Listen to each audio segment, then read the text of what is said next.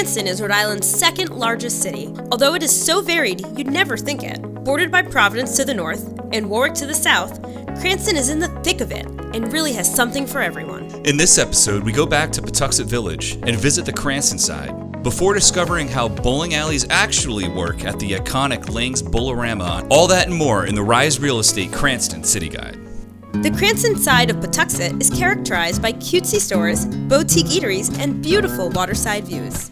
Alternatively, head to Garden City and browse designer brands as well as selection of local and national eateries.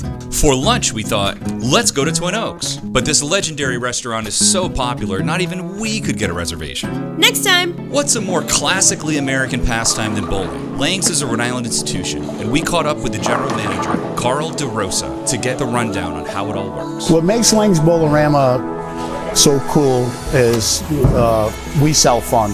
The main bar that we have now down on the lanes is 20 draft beers, and we have a rotating craft section every Friday and Saturday night, DJ playing, great music, lights are off, lights are going crazy, people are having fun. Kids' birthday parties on the lanes, no problem, bumpers are automatic, birthday party package, whatever food options you want. Well, very proud about this new kitchen we put in. We can be more creative in what we cook.